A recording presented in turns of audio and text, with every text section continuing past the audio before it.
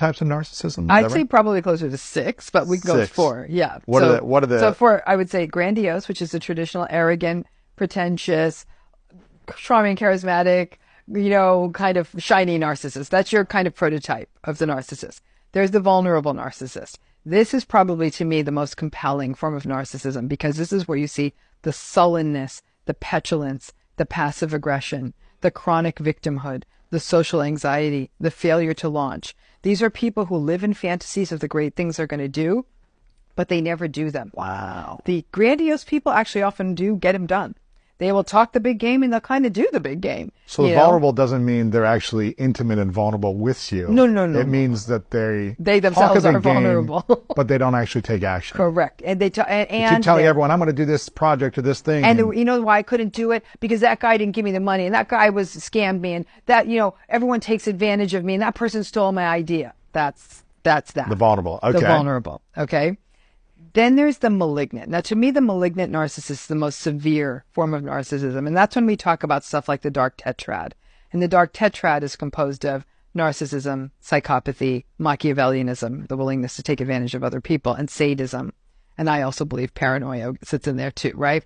So in malignant narcissism, we're talking about people who are more coercive, who are more menacing, who are more isolating. This feels a little bit more like psychopathy, but it's still narcissism, and that's much more severe. Okay. Then we have the communal narcissists. Communal. And these are the folks who so all narcissistic folks need validation. The communal narcissistic folks are interesting because they get their validation by being perceived as saviors, rescuers, and do-gooders. Like cult leaders or more? That's a severe. So a cult leader would be a communal malignant narcissist. That would be. Okay. So wow, these combined. Are like cocktails, right? Jeez. These are like you move you put it all together. Wow. So at the extreme, a communal malignant narcissist, cult leader. But some communal narcissists could be a mother who does all the activities and the PTA and helps the little league and raises the money and goes to the galas and goes home and screams at her kids and is horrible and abuses her partner. But on the surface, it looks like they think she's a saint amongst us. It's the person who walks around and everyone thinks they're a humanitarian, and people are like, no, I worked for their nonprofit, and like it was absolutely a hellscape, right? Yeah, when you look behind the curtain, you see. Bingo. So that's the communal narcissist. So they get validation by the sense of, look what a good person they are. They're rescuing puppies and they're doing this thing and they're raising all this money and they're so good. But behind the scenes, they're not. So it's not saying if people do nice things are communal narcissists. Sure, it's that they continue to have the lack of empathy, entitlement, all that other stuff. So it's like you can, because I'm like, okay, well, I want to build a community and serve people. So how do you build a community? You've got a big audience. Yeah. Like, how do we build communities without that becoming a thing? Is it just because if you're not consistent with service all around you in your relationships, then you're more. So, are you being mean to other people? Got so like, you. If I was public facing, you look like the best thing ever, but behind the scenes. Exactly. So you're nasty. mean to your partner. You're mean to your family. You're mean to your people who work. You're inconsistent. You're consistent. You're consistently mean to the people who are behind the curtain. You're consistently sort of putting on a show in front of the curtain. Yeah. But you're not consistent on both ways. No. And that's like that's service what it mindset. Is. Yeah. Okay. Communal. And then there's the self-righteous narcissist. And the self-righteous narcissist is judgmental, moralistic, rigid. They're often funky with money. They will. This would be a kind of person who has so much money, and someone in their family has a hardship. They had a job loss, and then their kid needs medical care, and they'll say, "Well, I didn't create this situation, so I guess you'll have to figure it out." They have no heart. Like it feels like no heart, but there's also this really rigid, judgmental, and they judge people from the sense of, well, look at all I built. I guess I must have worked hard. They'll never account for their luck, right? Or sometimes their absence of bad luck, that kind of thing.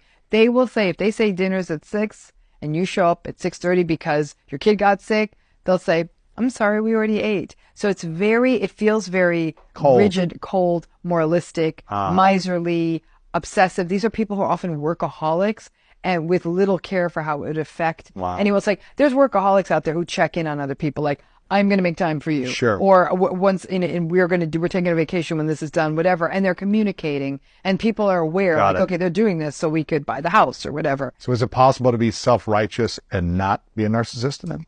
I don't think you can ever be self-righteous and healthy, Because I think if you're self-righteous, you're like, I'm better than you. Ah, gotcha. Right? So you'll even see self-righteous narcissism in some of these kinds of exercise zealots who are like, I wake up at 4 a.m. and then I milk my goat and I make a smoothie and then I do 1,000 crunches and run 10 million miles and then I work and then I journal and then I this and I sleep at 8 o'clock. And I'm like, what are you talking about? Like, is there no other human being in your life? Like, how do you deal with a crying sister? I tell her to go to hell and I drink more goat milk. I mean, it's that can be like, and the reason I'm in shape and I'm going to live to be 179 years old is because I do all this and you don't, you lazy, awful person. That's self-righteous. Lacking compassion, lacking understanding, lacking awareness. Lack of awareness of others. So that self-righteousness is sort of where the lack of empathy sits, right? So I don't think you can be I don't think there's good self-righteousness. I don't think all self-righteous people are narcissistic. But many people have said to me that self-righteous narcissism is really what happened in their family of origin. It was a parent. So there would almost be this unrealistic expectation that the child would adhere to rigid obsessive rules like, don't touch this, don't do this, don't sit there, eat like this. And so the kid never got to be a kid. Okay. Number 6? And number 6 would be more of a neglectful narcissist. So these are the people who they view everyone as object. So coffee cup, whatever. And they just neglect them until they need them. They just discard them. Or they just don't give them attention or energy, or they don't have to give them attention. They don't attune to them. When a person around them is struggling, they won't care. It's a lack of empathy. It's a lack of empathy, but it's a lack of, like, for example, a malignant or a grandiose narcissist might actually get mad at someone. Like, oh my gosh, like, why do you keep talking to me? And people in relationships with neglectful narcissists will say, I'll take it, because at least that person was listening. But people in these relationships will literally feel like they're losing their minds because the person with them is literally not noticing unless they need something from them. Wow. So they're giving the cold shoulder. They don't speak to them for days, whatever it might be. They just don't notice. They don't care. They won't know. Like, you might say, like, I have the biggest presentation of the year next week. They won't even ask. Wow. It's all about them. It's all about them, but in this weird way, and they don't even take notice of other people. So it is people, I've known clients in this experience, and they'll say, it's as though I didn't exist. But then when I had the piece of information or something they needed, I existed. So you feel like a really neglected personal assistant.